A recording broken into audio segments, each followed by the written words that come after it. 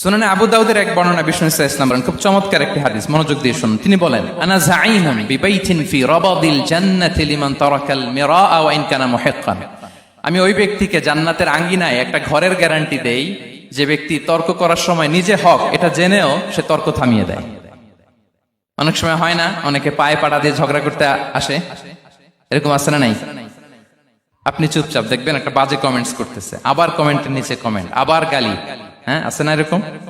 বিষ্ণু বলেন নিজে হক এটা জানার পরেও আর যাতে তর্ক না বাড়ে, যে তর্ক থামিয়ে দেয় জান্নাতের আঙ্গিনায় তাকে আমি একটা ঘরের গ্যারান্টি দেই। ওয়াবিবাইতিন ফি ওয়াসাতিল জান্নাতি লিমান তারাকাল কাযিবা ওয়া ইন কানা মাযিহান।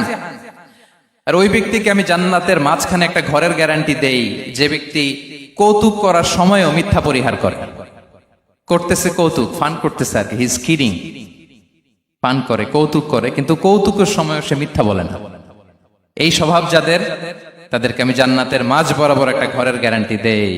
এরপর বিষ্ণু কি বলে দেখেন, তিনি বলেন ওয়াবিবাইতিন ফি আ'লাল জান্নাতি লিমান হাসানা খুলুকাহ। আর জান্নাতের একেবারে হাইস্ট পিক অফ প্যারাডাইস, জান্নাতের সর্বোচ্চ স্তরে আমি একটা ঘর বা একটা বাসভবনের গ্যারান্টি ওই ব্যক্তিকে দেই যে তার আচরণটা সুন্দর করেছে।